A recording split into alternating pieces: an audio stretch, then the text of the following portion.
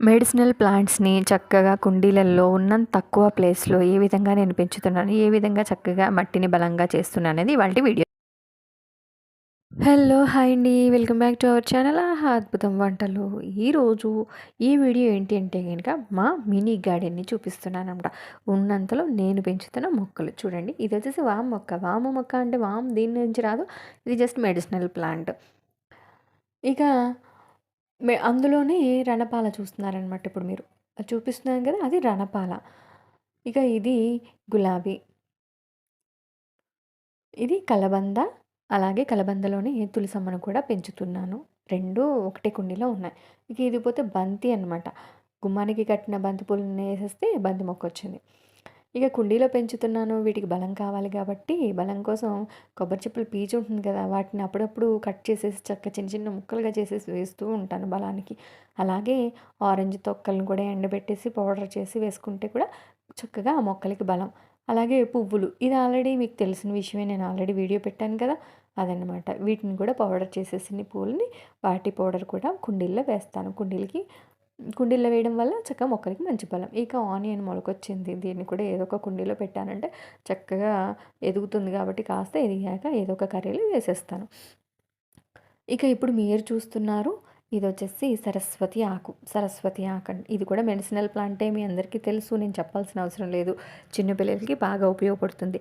జ్ఞాపక శక్తి పరంగా కానివ్వండి, మాటలు కూడా మంచిగా వస్తాయన్నమాట. సో, ఈ మొక్క కూడా చాలా మంచి మొక్క. సో, ఉన్నంత ప్లేస్‌లో ఇలాంటి మెడిసినల్ ప్లాంట్స్‌నయితే నేను పెంచుతున్నాననమాట. వామ మొక్క ఏంటి అంటే మనకి దగ్గు, జలుబు చిన్నవాళ్ళకి కానీ, పెద్దవాళ్ళకి కానీ బాగా ఉపయోగపడుతుంది. ఇక రణపాల సంగతొస్తే రణపాల ఏంటి అంటే గనక దెబ్బలు తగిలిన లేదా కిడ్నీ స్టోన్స్ ఉన్నప్పుడు ఈ మొక్క చాలా బాగా ఉపయోగపడుతుందనమాట. కిడ్నీలో రాళ్ళున్న వాళ్ళకైతే మంచి ఉపయోగం.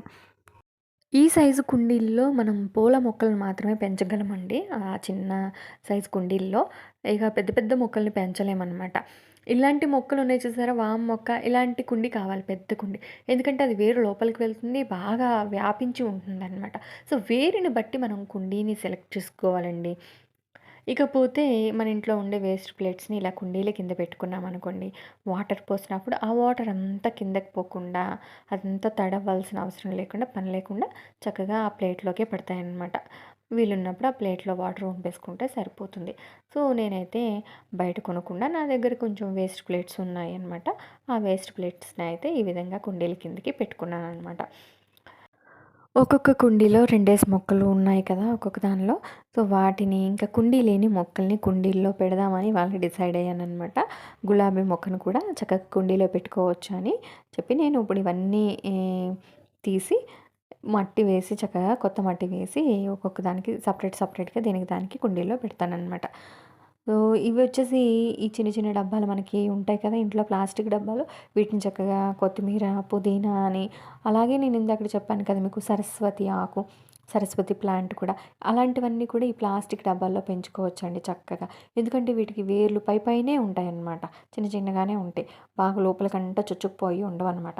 సో, పుదీనా అలాగే కొత్తిమీర గానీ, లేకుంటే సరస్వతి ఆకు లేదంటే క్రోటన్స్ మొక్కలు గానీ అలాంటివి చక్కగా ఈజీగా మనం ఇలాంటి ప్లాస్టిక్ డబ్బాల్లో పెంచుకోవచ్చనమాట. సో, నర్సరీ నుంచి మట్టి కూడా తెచ్చుకున్నాను. 50 రూపీస్ పెడితే ఎక్కువగానే వచ్చింది మట్టి. ఆ మట్టి తెచ్చుకొని దేనికి దానికి మొక్కల్ని చక్కగా సపరేట్‌గా పెట్టుకుంటున్నాననమాట. మట్టి వేసుకుని, చక్కగా నీళ్లు చిలకరించుకుని, అందులో ఎంచక్కగా మనం మొక్కను పెట్టేసుకుని, మళ్ళీ కాస్త మట్టి వేసి, కాస్త నీళ్లు పోస్తే చక్కగా బా బాగా బతుకుతాయి. ఇప్పుడు చూస్తున్నారు కదా! పువ్వులొచ్చింది. క్రోటాన్స్ మొక్క అనమాట. ఇవి 2 క్రోటాన్స్ మొక్క, తులసి మొక్క 2 ఒకే దగ్గర ఉన్నాయన్నమాట. నేను వాటిని తీసి కవర్‌లో ఉన్నాయి అంతకుముందు. నేనిప్పుడు వాటిని ఇలాగా కుండీలో పెట్టుకుంటున్నాననమాట. సో, చూసారు కదా! ఆ రెండిటిలిని కవర్‌లోంచి తీసేసి ఇలా కుండీలో పెట్టేసుకున్నాననమాట. పెట్టుకొని ఇంకాస్త మట్టి వేసి వాటర్ పోస్తాను. సో, మనం మొక్క పెట్టినప్పుడు వాటర్ కూడా బాగా ఎక్కువగా పోసేయకూడదండి. జస్ట్ చిలకరించుకుంటే సరిపోతుందనమాట. సో, చాలా కేర్‌ఫుల్‌గా చూసుకుంటే మొక్కలు కుండీల్లో చాలా బాగా ఎదుగుతాయన్నమాట.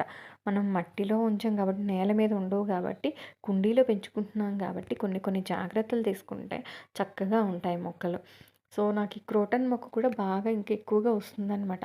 అందుకే కవర్లోంచి తీసేసి కుండీలో పెట్టా.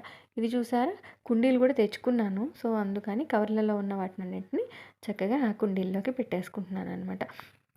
ఈ మనం కుండీల్లోకి పెట్టుకుంటున్నాం కాబట్టి, కొత్తగా పెడుతున్నాం కాబట్టి చక్కగా కొంచెం మట్టి వేసుకుని, ఆ పువ్వులు ఉన్నాయి కదా! ఆ పువ్వులను కూడా వేస్తాను. అలాగే ఉల్లి తొక్కలు కూడా తీసి పెట్టుకున్నాననమాట. చూసారా ఇవి? ఇవి కూడా వేసి, మళ్ళీ కాస్త మట్టి వేసి, ఆ విధంగా అయితే గులాబీ మొక్కను పెట్టేసుకున్నాననమాట.